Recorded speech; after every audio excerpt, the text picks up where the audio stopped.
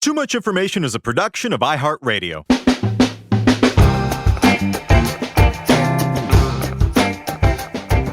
Hello, everyone, and welcome to Too Much Information, the show that brings you the secret history and little-known fascinating facts about your favorite movies, music, TV shows, and more.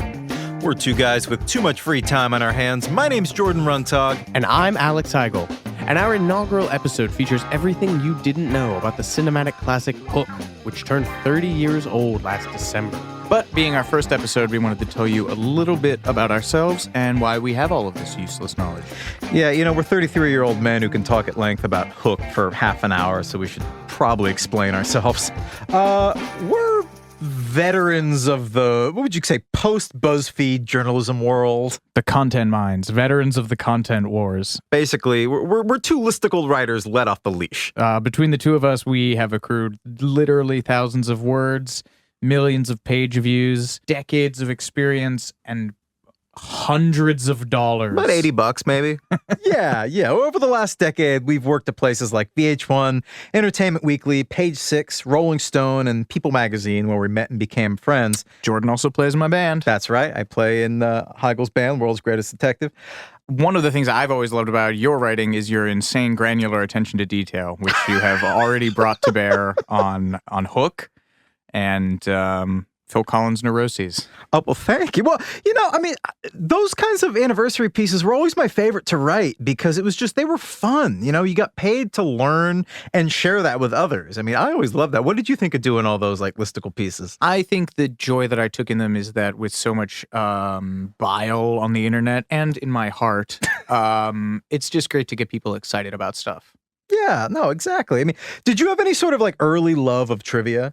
Well, we had about 17 different Uncle John's bathroom readers in our house, but that was my dad's favorite thing. The original listicle. Yeah, exactly. And hard copy. I was in my middle school what we called Quiz Bowl, which was a sort of competitive inter-district trivia team, essentially. And like I came of age during the U.S. run of Who Wants to Be a Millionaire, which I know you have quite the personal history with. Yeah, that's right. I was on it. Unfortunately, not during the Regis years. It was during the the daytime Cedric the Entertainer. And spoiler, I did not win. I am not a millionaire. 1,000-aire? No. 100-aire? No, they changed the rules by that time, and it was a lot harder to win. That's going to be my defense. Yeah. Well, so I got to know. What was it? What happened? I still have night terrors about the question. All right, well, let me put it to you. Who was the only person to have guest hosted The Tonight Show with Jay Leno? Was it A, Brian Williams? Was it B, Katie Couric? Was it C, Betty White? Or was it D, Jerry Seinfeld? Without getting into the whole digressive, millionaire structure, I would personally say Seinfeld, because they're both rich white men with extensive classic car collections. That's what I said. I was wrong. Damn it. Apparently, it was Katie Couric. They did a Tonight Show, Today Show flip-flop as a promo thing. Yeah, and I got it wrong. What won't Jay Leno take from you next? But it did not dampen my love of trivia, which began as a kid when I started studying Trivial Pursuit cards in hopes that during family game night, I would convince my family that I was a genius and they wouldn't make me go to school. So I was going to memorize the answers on Trivial Pursuit cards and study them in advance. And that didn't work. I was going to say, learning so much about your early childhood psychology here, Jordan. So we should probably move off this now. Yeah, let's get into the childhood psychology of Hook. Yes, because we got a lot to talk about. There's Michael Jackson's would-be role in the film and Dustin Hoffman's disgusting daily breakfast. There's the saga of the on-set pirate wranglers and Julia Roberts' hellish production experience. We'll also have all the ways the kid who played Rufio was a real-life badass. And also all the ways that Robin Williams was, predictably, the best. We'll discuss a cavalcade of hidden cameos you probably never noticed and divulge the true meaning of bangarang. So let's do it. Here's everything you didn't know about Steven Spielberg's Hook. Well, speaking of childhood psychology, as you mentioned, Hook had a very personal meaning to Steven Spielberg, the director of the film. He directed a version of Peter Pan in grade school. He had a really strong connection with the story because I guess he and his dad had a really complicated, troubled relationship. And there are a lot of films, if you look at it, it's kind of a through line, a lot of his work exploring dysfunctional father-son relationships. You see that in E.T.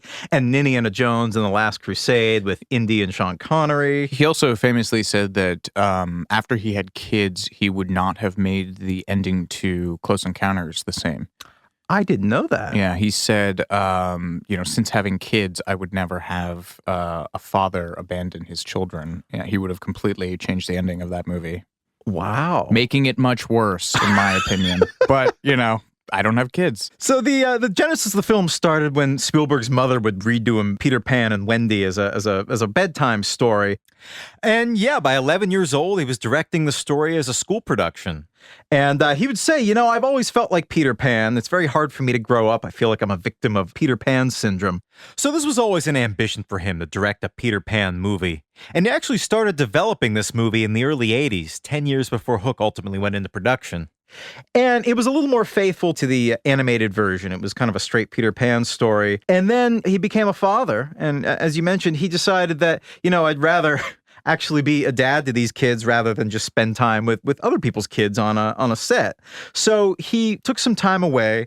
And actually, in the meantime, he almost directed Big, which would have been kind of nuts. Which I guess if you think about it, kind of has a lot of same themes of like, yeah, fertile ground for Spielberg's therapist. Spielberg has daddy issues. The defining aspect of his career. So yeah, this movie meant a lot to Spielberg. At one point in the protracted development of this, it was conceived as a full-fledged musical with Spielberg's constant running buddy, John Williams, who actually composed 8 songs for this embryonic version of the film. Only 2 of them actually made it in there. We Don't Want to Grow Up, which is regrettably not a rewrite of the Tom Waits song off Bone Machine, and When You're Alone, which also plays into Spielberg's daddy issues, presumably. The libretto for the score, if you will, came from Leslie Bricusse, who did the lyrics for Willy Wonka and the Chocolate Factory, which also like a deep well of childhood sadness, a deep, rich vein to mine there. Oh, yeah, we'll definitely be doing an episode on that at some point. Also, Dr. Dolittle, Goldfinger, and You Only Live Twice. My favorite Bond theme. Oh, Goldfinger's incredible. You can just sing any 3-syllable word to Goldfinger, and it sounds awesome. Can you give us a demo now? No. That's going to cost you extra. But interestingly enough, no one has ever heard the rest of these songs. They have been sealed in a vault, probably with the rest of Prince's unreleased stuff. And I don't know, whatever John Williams has rolling around in the can. What unreleased John Williams scores do you think there are? I think he has Norbit. I think Norbit is one that he worked on. Grown Ups too. Yeah. So sort of on this musical train, back in the early days when it was conceived as a musical, Michael Jackson was initially in talks for the lead role of Peter Pan because... A little on the nose. Yeah, I would say, of course he was. And they were also thinking of getting David Bowie to play Hook. Which kind of works for me because this was the Labyrinth era. I was going to say it was right off Labyrinth, and the thing that I think makes David Bowie so great in Labyrinth is that he's sinister. And spooky. There's an edge there that I don't think you get with, well, we'll get into Dustin Hoffman later. They were also considering for Hook Donald Sutherland and Christopher Lloyd. Christopher Lloyd would have been incredible. Not to bring this back to my childhood, but one of the most scarring things I've ever seen was Judge Doom. In Who Framed Roger Rabbit. He melts, yeah. Yeah, I used to have spoiler. We should probably say at the top of every episode, spoiler for everything. Who Framed Roger Rabbit. Yeah, I had nightmares for years about that. He is so scary in that movie, and probably would have taken this too far into sinister. Okay. Well, he was in Dennis the Menace too. Remember the live? Oh my God, he's also terrifying in that. Yeah, he cuts an apple with a switchblade or something in front of this kid's face. I want to do. Can I do a Christopher Lloyd? Please do. Hook? Peter Pan!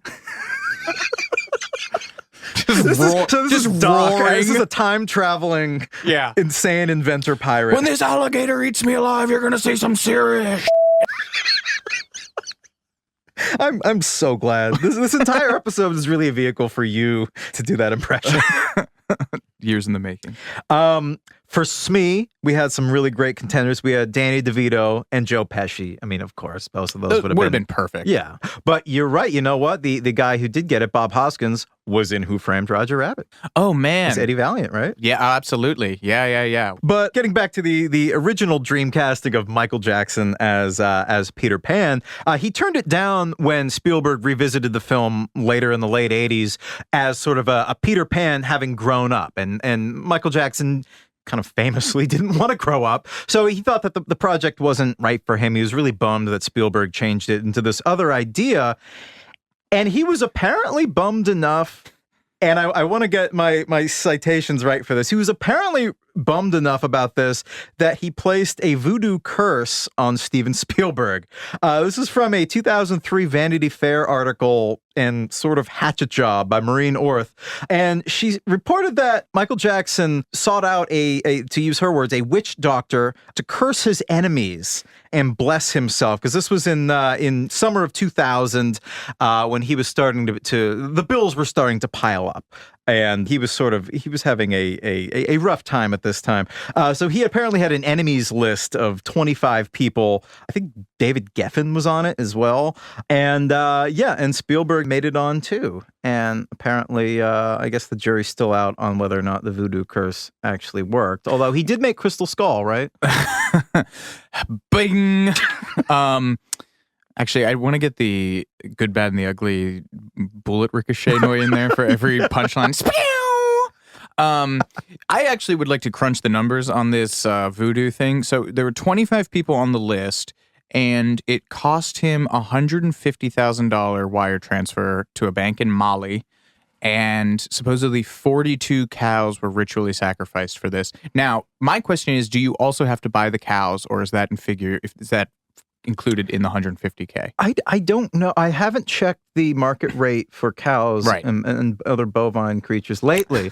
But back in the 2000s, it would have been, I don't know. I mean, this was when he was apparently, I think it said $240 million in debt at this time.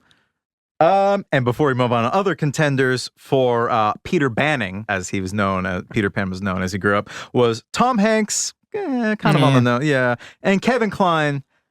I don't love either of those, to be perfectly honest. Robin Williams, and we'll get into this later, Robin Williams has a deep well of sadness that I think anchors that. And melancholy. Yeah, that like anchors this whole conceit of Peter Pan growing up and forgetting who he is. And Kevin Kline could probably pull that off, but Tom Hanks is just too twinkly and pleasant.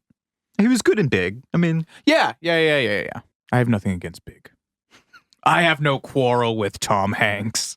Okay, so while we're on Peter Banning, segue. Peter Pan author J.M. Barrie originally had a story that was developed along the lines of Hook, where Peter Pan grew up.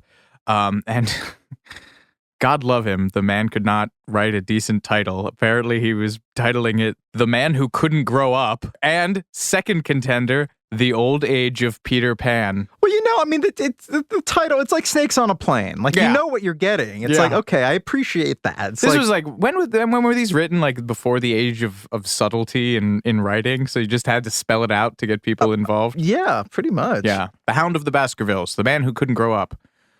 Okay, so Hook screenwriter James V. Hart, who after this would go on to corner the market in highbrow, big-budget literary adaptations of the 1990s. He also wrote the script for Bram Stoker's Dracula, which is Coppola's famous big-budget Dracula movie, which we should do an episode on later. Oh, absolutely. And then he went on to do Mary Shelley's Frankenstein in 1994, write the script for that, not as well received or as interesting. And then he kind of went back to the children's movie out of classic literature well by penning the script for Muppet Treasure Island, which is another beloved 90s property. And then scaled to new heights in the 2000s with Lara Croft, Tomb Raider, The Cradle of Life. So a mighty rise and fall for Jim V. Hart. Anyway, Jim V. Hart had been trying to find, you have to say the whole thing every time. It's like a Tribe Called Quest. Jim V. Hart had been trying to find a new angle to the Peter Pan story for years. And in 1982, his 3-year-old son made him a drawing that he described as a crocodile eating Captain Hook. And Hart's telling this story in Steven Spielberg, A Biography. But that crocodile didn't really eat him, his son said. He got away. So I went, wow, Hook is not dead. The crocodile is. We've all been fooled. A few years later, Hart's son brought up the subject of Peter Pan again, asking whether he'd ever grown up. Poignant. I realized that Peter Pan did grow up, Hart said, just like all of us baby boomers who are now in our 40s. I patterned him after several of my friends on Wall Street, where the pirates wear three-piece suits and ride in limos. Thank you, Jim Hart, for saying the quiet part loud and the loud part quiet. Moving on. Now, Hook, as I guess is often the case in Hollywood, there's a lot of nepotism going on in the casting of the film Hook. Jim V. Hart's son was cast in the movie, which is only fair considering he basically is the one who planted the seeds for it. Did he get like a story by producer credit as well? Does he still get residuals from this? Well, he was one of the Lost Boys. He was personally cast by Spielberg. And I guess every day on the set, Robin Williams would bow to this kid. His name was Jake, and say, "Thanks for my job, Jake," which is, the first of many Robin Williams is the best stories we'll get to in this episode. And Dustin Hoffman also put, I think, all three of his kids in this movie. His youngest son, Max, played the 5-year-old Peter Pan. His daughter, Rebecca Hoffman, played Jane in the play at the beginning of the movie. And his oldest son, Jake, played a Little League player at Jack's baseball game. But probably the most interesting instance of what I guess you could call nepotism is that this is, I think, Gwyneth Paltrow's second movie that she ever appeared in. She was 19 years old. She's also Steven Spielberg's goddaughter. Spielberg remembers that he was going with Gwyneth's family to the premiere of Silence of the Lambs. They all took a limo together. Weird. I mean, weird, Spielberg. I get that Hollywood is all like one 50-person circle, and they probably wanted to support Demi, and it was a big prestige film, but weird film to take your family to. Yeah, and apparently it kind of upset young Gwyneth because they were driving back and Spielberg saw her in the back seat kind of like still looking disturbed by the whole movie. And apparently he would later say, I was looking at her in the rearview mirror and she was talking about the film and she had this really frightened look on her face. And it suddenly clicked and I said, hey, you could be young Wendy. You could be the young Maggie Smith. First of all, also weird, Stephen, to look at the look of terror and unsettling on a teen girl's face and say, I can make money off of that. And also, how dare you say that? Gwyneth Paltrow is no Maggie Smith.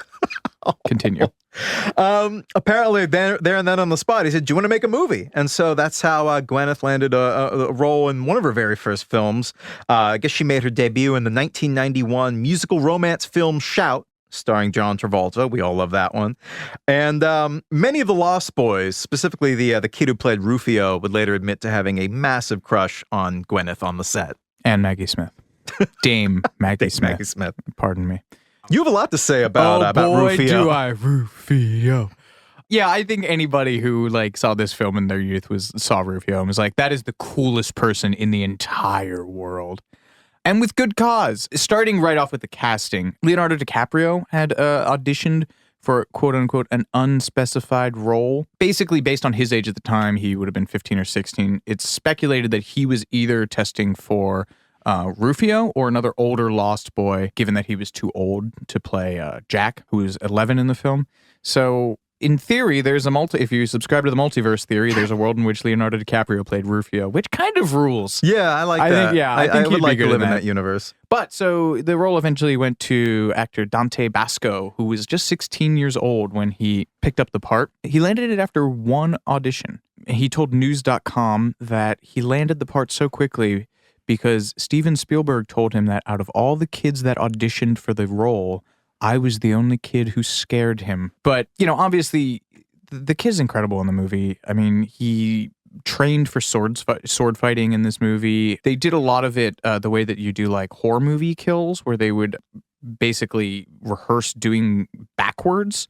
So they rehearse the fight backwards. Yeah, so they do this a lot in horror films. There's a famous one in one of the Friday the 13th where a guy gets machete to the face. And basically, you film them pulling it out so that you can reverse the film and it looks like it's going in. So when he's sword fighting with Robin Williams and he says the line, "You're dead, jolly man," he had to speak that in reverse because the whole thing was rehearsed and shot backwards. Is there no end to this young man's talent? I know. He learned to fight backwards, and then he learned to speak backwards, and he scared Steven Spielberg. I want to know what his audition piece was. Was it like a monologue? Did he do something from... It's like, hey, Steven, I can fight backwards. I was going to say, did he do monologue from... Noises off. He did the entirety of the monologue from The Iceman Cometh. This is probably not a shock to anyone, but Rufio's look was inspired by the Mad Max movies. Another weird bit of Hollywood is one big incestuous family. Basco says he played basketball with Jaleel White, who played Urkel, because Hook filmed next door to Family Matters. So I don't know who won. I'm gonna go ahead. And, well, you know what? I don't want to short sell Jaleel White. Jaleel White might have some handles, but I feel confident saying that Dante Basco probably schooled Jaleel. I would second that. Naturally, Basco kept a sword. Kept Peter Pan's golden one. Yeah, and he kept and framed the concept sketches for his own armor, which is pretty baller. Okay, and while the last entry in our Dante Basco Lost Boys lightning round is that bangarang, which, as everyone knows, is the Lost Boys rallying cry, is a Jamaican word meaning chaos. Ooh. We're going to take a quick break, but we'll be right back with more Too Much Information in just a moment.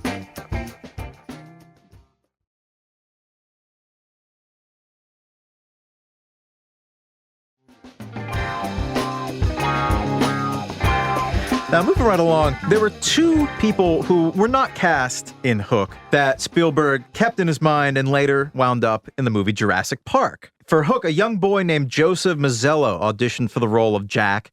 He didn't get it, but Spielberg liked him so much that he promised he'd put him in one of his upcoming films, and he made good on his promise. He wound up as the lead boy, whose name escapes me, in Jurassic Park a few years later.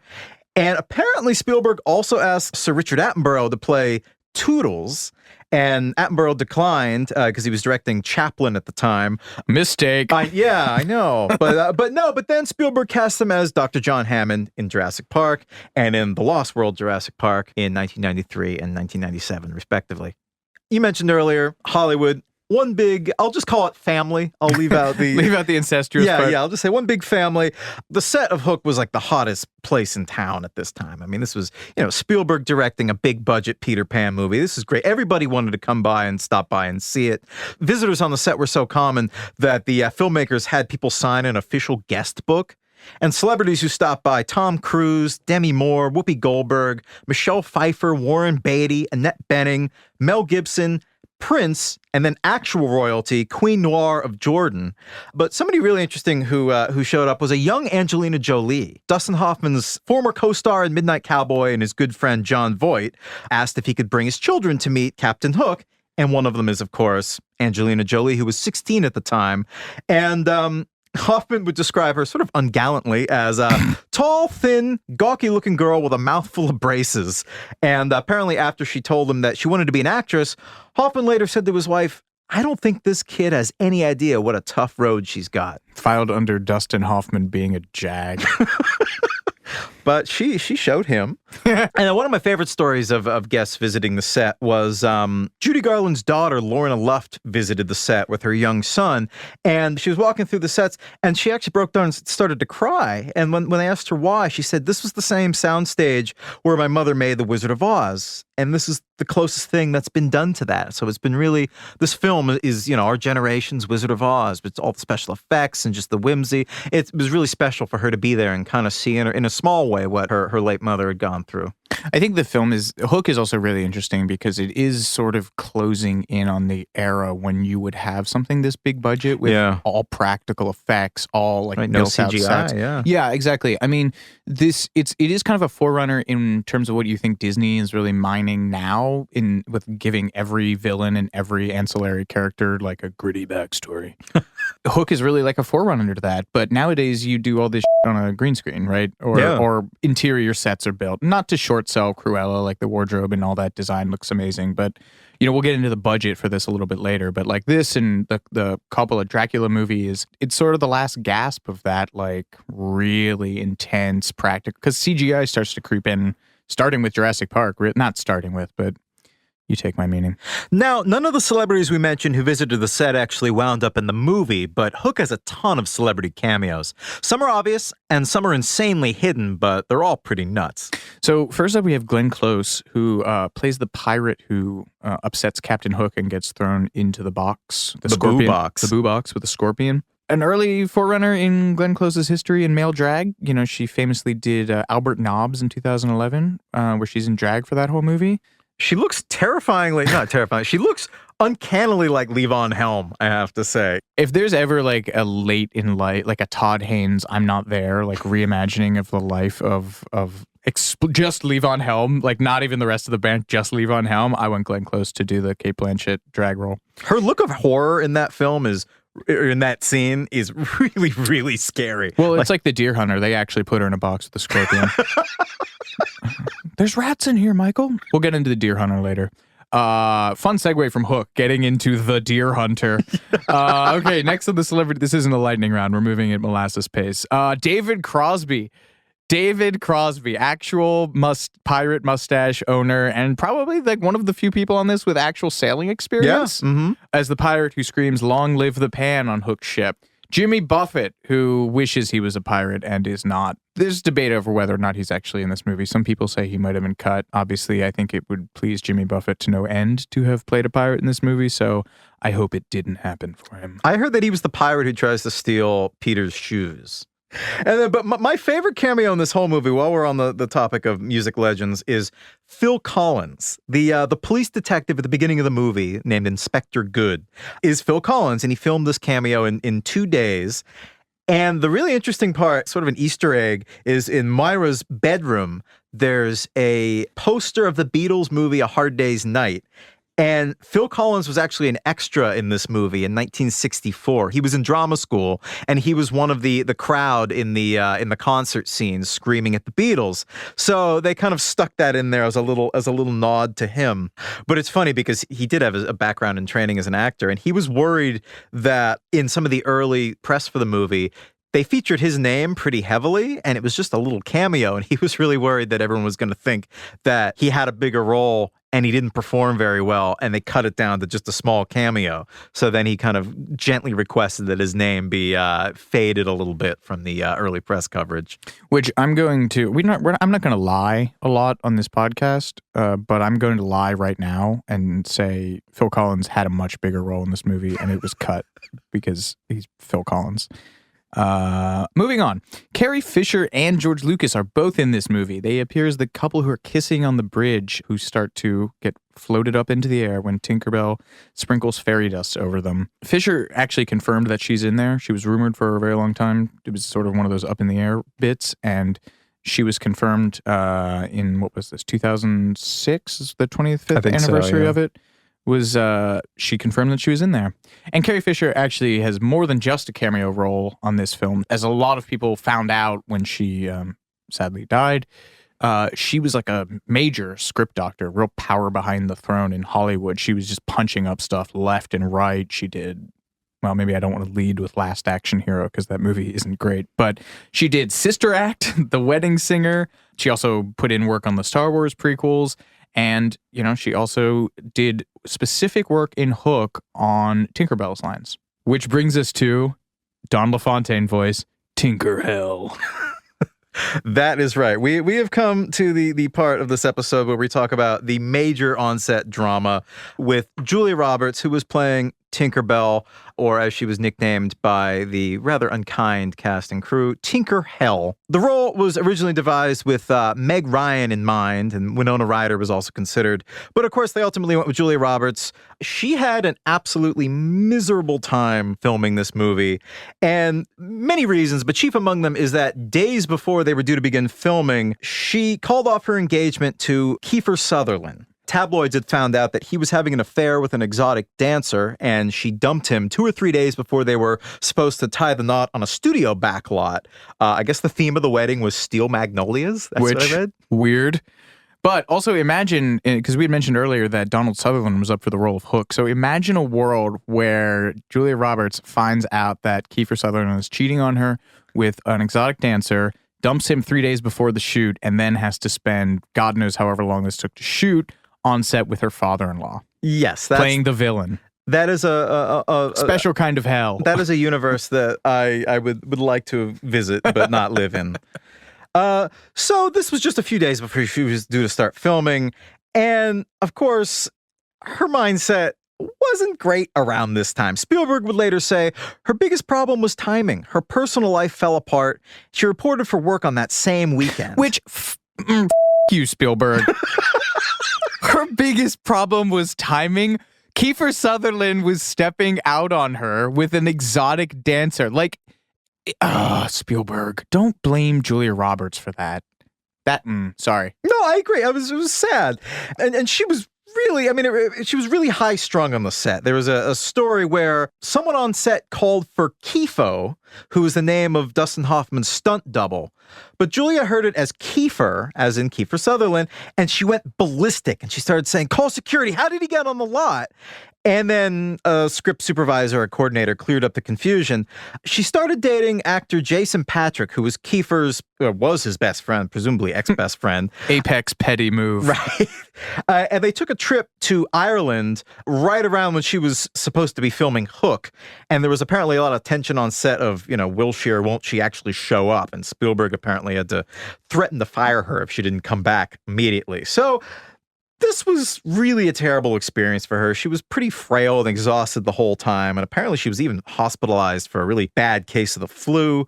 And to make matters worse, she worked almost entirely in isolation because she, most of her scenes were in front of a green screen.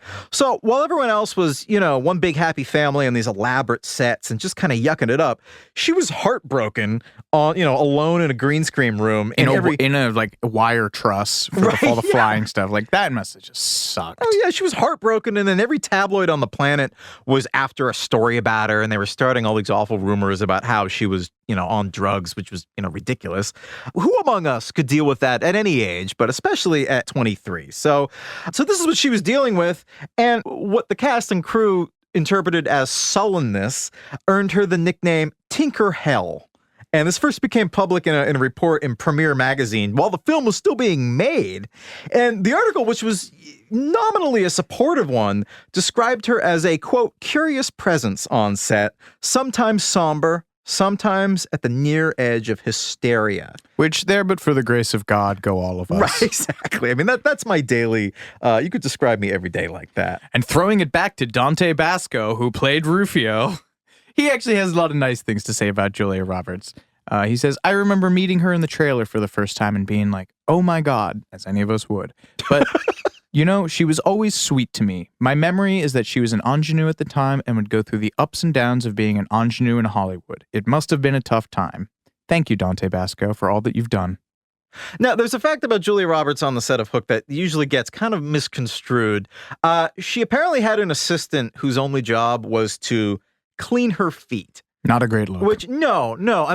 Granted, she spent the entire movie barefoot, so you could almost say it was necessary. But even if it wasn't a necessary task, it does just sound bad. You're right. And then, Spielberg said that he would never work with her again. He did defend her at a certain point. He said at one point, Julia went through the most trying times of her life while they were shooting Hook, and it was simply bad timing for all of us that she happened to start on Hook at that low point. But he did say her performance was terrific. But then in later 60-minute episodes, he said, "It was an unfortunate time for us to work together, but I think Julia is a really, really good actress." So he chalks a lot of this up to timing, which sure, it's understandable, even if it is Kiefer Sutherland's fault. But when he's asked if he would work together again, he says no, which does he think that Kiefer Sutherland's going to cheat on her again during their next movie? So anyway, this hurts Julia Roberts' feelings, and she, in a later interview with Vanity Fair, says, "I saw that and my eyes popped out of my head. I couldn't believe it. I couldn't believe that this person that I knew and trusted was actually hesitating to come to my defense. It was a hard lesson to learn. It was the first time that I had felt a turncoat in my midst." Stirring condemnation of Steven Spielberg from Julia Roberts. which, you, Steven Spielberg, you hurt Julia Roberts. I will never forgive you for that. As you meditate on that, we'll be right back with more Too Much Information after these messages.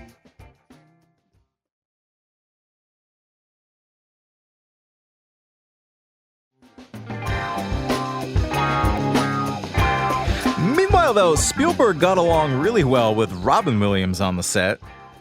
I don't know why I said his name like that. That was no one in history has ever pronounced Robin Williams' name with that inflection. But you know what? We're going to keep that. That's the keeper. That's staying on.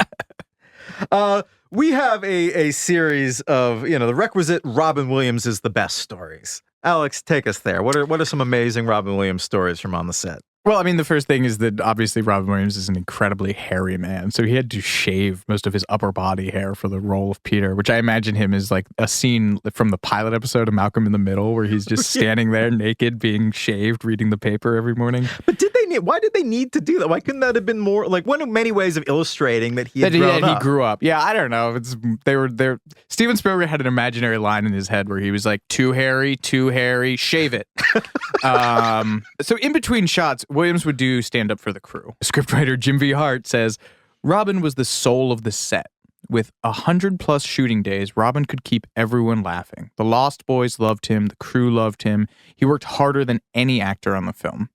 And, everybody has good things to say about him. Rashawn Hammond, the 9-year-old who plays Thud Butt, which is, we don't want to body shame this kid, but everyone knows why he's called Thud Butt. And he asked Robin Williams to do a Mork bit for him. And so Robin Williams went with a bit about Mork hooking up with Barbara Bush. Regina Russell, who plays one of the mermaids, says that Williams would always call all of the mermaids sushi or sashimi. That's cute. Yeah. Yeah. And bringing it back to Dante Basco. You're going to do a whole side podcast on just Rufio anecdotes. Rufio. So Rufio actor Dante Basco was a big fan of Dead Poets Society because he's also an aspiring poet at the time. So he would talk to Robin Williams a lot about that film. And when they wrapped, Robin gave him as a wrap present a limited edition copy of Leaves of Grass, which is, as everyone knows, like a huge part of Dead Poets Society. Walt Whitman figures very heavily into that film. And then Bosco says, consequently, I ended up opening a poetry venue out of my living room, which is now the largest open mic poetry venue in America. It's called the Poetry Lounge. So Robin Williams literally making dreams come true.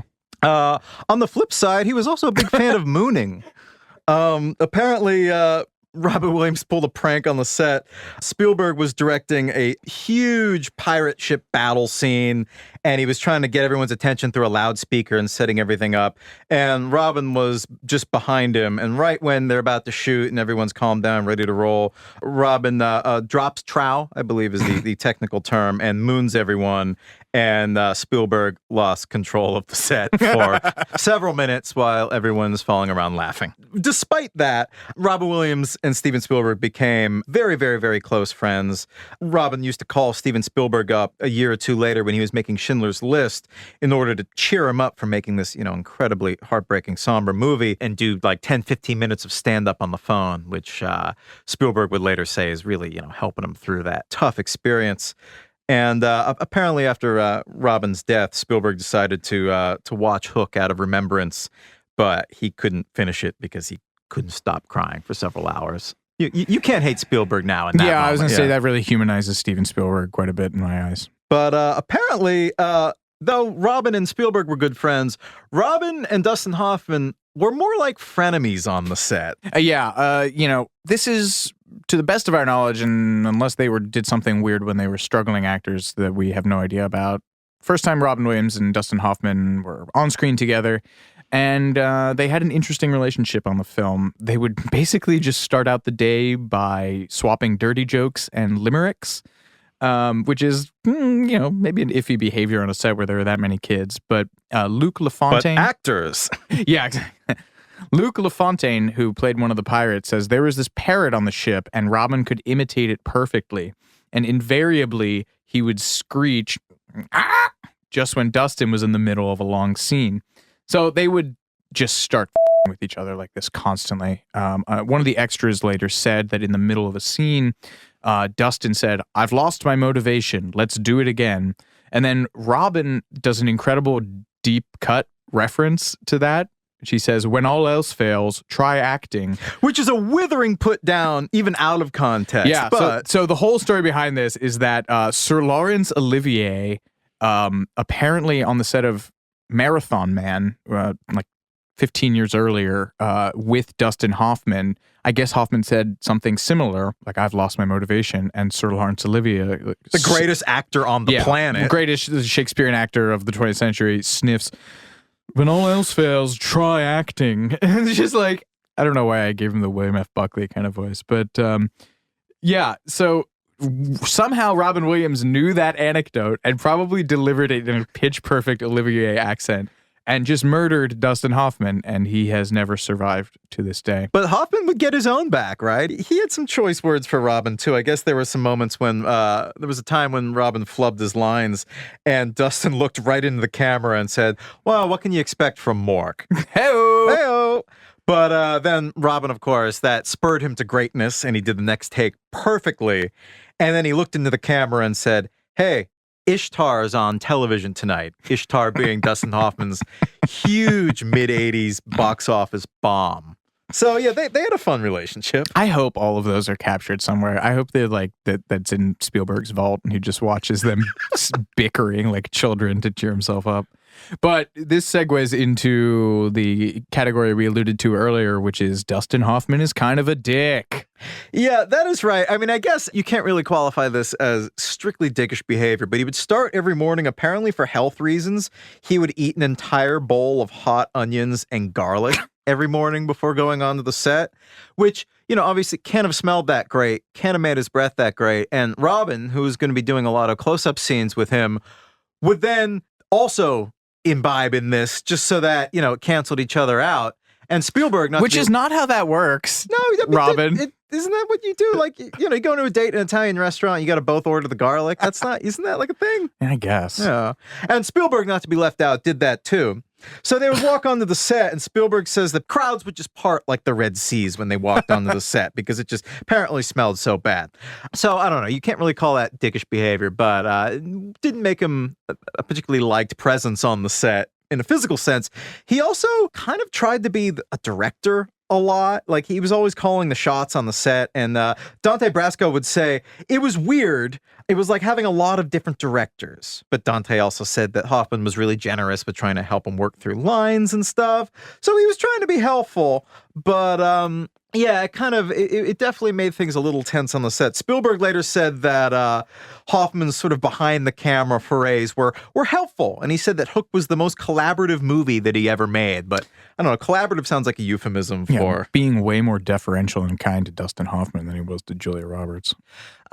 Yeah, there are some incidents where Hoffman was really kind of a creep on the set. I mean, you know, he was a method actor, and he got into the preening Hook persona. You mentioned William F. Buckley earlier, the conservative political commentator. Hoffman based a lot of the Hook voice on Buckley.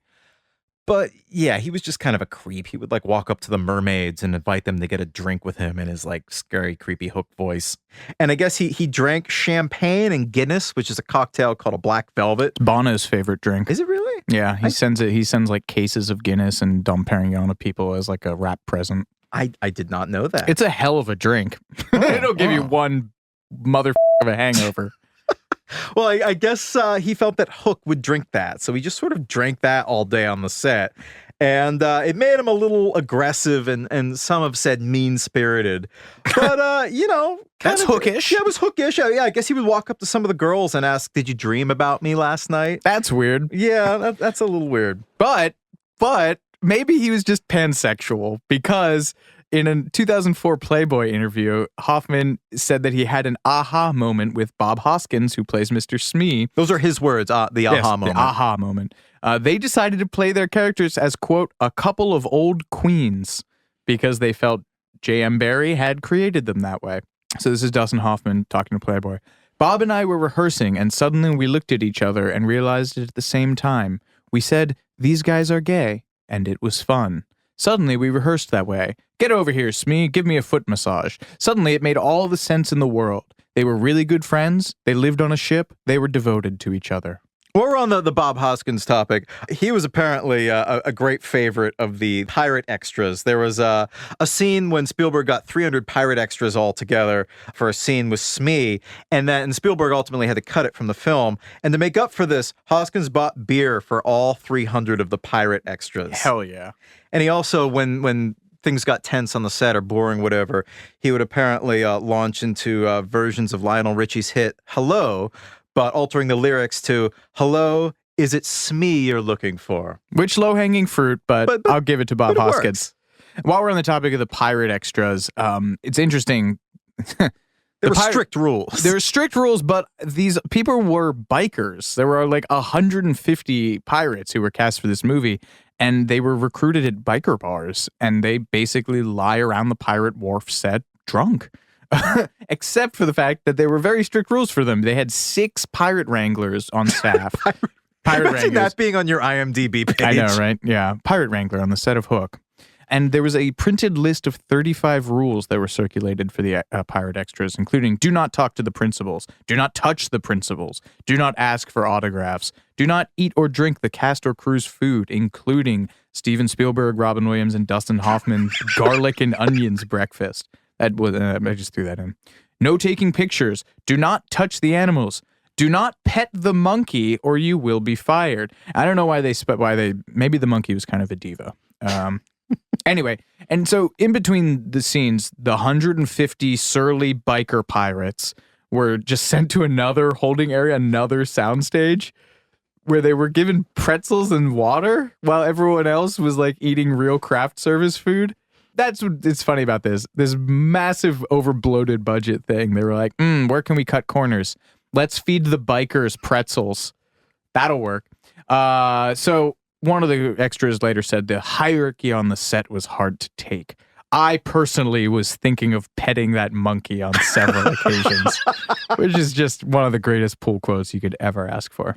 And while we're on the topic of the film's massively bloated production and behind-the-scenes minutia, yes, here's a lightning round of Hook production, odds and ends. My favorite, actually, is the food fight in the movie. The food was actually just colored whipped cream, and most of the kids' weaponry was understandably made of rubber. But Rufio's sword, Dante Basco, was real. And he learned how to fight backwards. That still boggles my mind. Speaking of whipped cream, in an interview with EW, Julia Roberts said that the crew did whippets on her green screen soundstage, which is basically spraying, more often than not, at least in my secondhand experience with whippets, was nitrous oxide from a whipped cream canister, right? Isn't that what a whippet is? Yeah. So it's kind of like inhaling a bunch of laughing gas or something. It's just so that was she does not name names, though. No, she does not. No, but that was how they passed time on the certainly less exotic and active green screen set. Something very strange I didn't know. Lady Diana's boyfriend, who died with her in the car crash in Paris in 1997, has an executive producer credit on Hook. Dodi Fayed owned a piece of the Peter Pan film rights, and he sold them to the filmmakers in return for an executive producer credit. So he's on the credits there. Yeah. So Fayed was fascinated by Hollywood, and he financed or co-financed 6 films between like the mid 80s and the 90s when he died, including Chariots of Fire. So he actually had a piece of that one as well. Wow. Yeah, he was not like a Hollywood dilettante. He actually, worked in the industry for a while. That is interesting. I did not know that. There are some Easter eggs, some more fun Easter eggs in the film.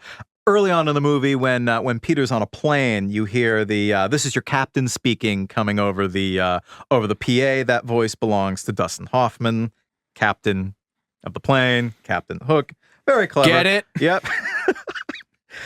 Speaking of Captain Hook, if you look at his pirate hat, you'll note that there's triangular detailing around it. And apparently this was designed to reflect crocodile's teeth, since, as we all know, that was how Hook meets his end at the original story of Peter Pan.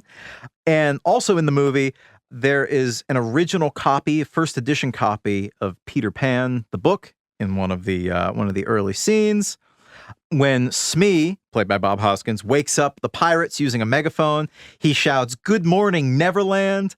That was a nod to the Robin Williams movie Good Morning Vietnam, where he begins all of his radio broadcasts with the same scream. Also, the character of Toodles references the Dead Poets Society when he shouts "Seize the Day" at the end of the movie. Robin Williams' character tells his students to carpe diem, which is Latin for seize the day, in Dead Poets Society. And Peter Banning's kidnapped children are called Jack and Maggie, which are the nicknames for John and Margaret. The German equivalents of those names have the nicknames Hansel and Gretel. See that? Yeah. But one of the more famous things about Hook is that it was a bit of a sad trombone. Yeah, it did not do super great at the box office. It's obviously become a much beloved cult classic, but for something that had this much anticipation built around it, it didn't light the world on fire. Which is weird to think now. I mean, because it's such a beloved classic. Yeah, exactly. But yeah, even Spielberg doesn't like it. Yeah, so I mean, as recently as 2011, he was saying, "I still don't like that movie. I'm hoping someday I'll see it again and perhaps like some of it." Some of it. But he did later say that there are parts of Hook I love. And then he gets unnecessarily specific about it. This is a 2011 interview with Entertainment Weekly. He says, "I'm really proud of my work right up through Peter being hauled off in the parachute out the window, heading for Neverland. So that's the part of Hook that Steven Spielberg likes." Then he says, "I'm less proud of the Neverland sequences because I'm uncomfortable with that highly stylized world. That today, of course, I probably would have done with live action character work inside a completely digital set." So that's interesting to me because, you talk about poor Julia Roberts being strung up in a truss on a green screen, completely isolated from this magical world that everyone else was having a blast on. And Steven Spielberg is like, today, that's how I would do the whole movie. Yeah. So then, he also said, "I didn't have any confidence in the script," which throws our beloved James V. Hart under the bus. "I didn't know what I was doing and tried to paint over my insecurity with production value." And about that. Thanks in part to the elaborate production design, Hook is one of the very few movies that Spielberg ever directed that went way over schedule and way over budget. It was set to run for a 76-day film shoot, ran to 116 days instead. The cost started out at $48 million, but it later ballooned to $80 million, making it one of the most expensive movies ever made at the time. And that's just production budget, right? That doesn't get into marketing costs. I don't think, I think so. I mean, that is crazy. And while we are going for the Spielberg pile-on. Yeah, while we're piling on Steven Spielberg, Hook is one of only 3 of Spielberg's movies to have been rated rotten by Rotten Tomatoes, along with 1941 and the Jurassic Park sequel, The Lost World. Roger Ebert, with his usual incredible gift for just murdering people, called Hook a lugubrious retread of a once magical idea, which I'm getting printed on a business card. The original cut of the film ran 3 hours. Wow. Hence the lugubrious part. Vincent Canby at the New York Times just said it was too much. And even Peter Travers panned it, who's, he likes everything. Yeah. Spielberg, it's still kind of a black mark in his career. Even garbage like Crystal Skull still has its champions. People like The Terminal, but yeah, Hook still stands as that, as a critically drubbed Spielberg film. My problem with Hook, why is it called Hook? It's about Peter. Or just do this. Yeah, the Seinfeld. Anyway, that is everything you didn't know about Hook. We are officially out. Thank you so much for joining us today. We hope you enjoyed yourselves. This has been Too Much Information. We'll catch you next time. We'll see you.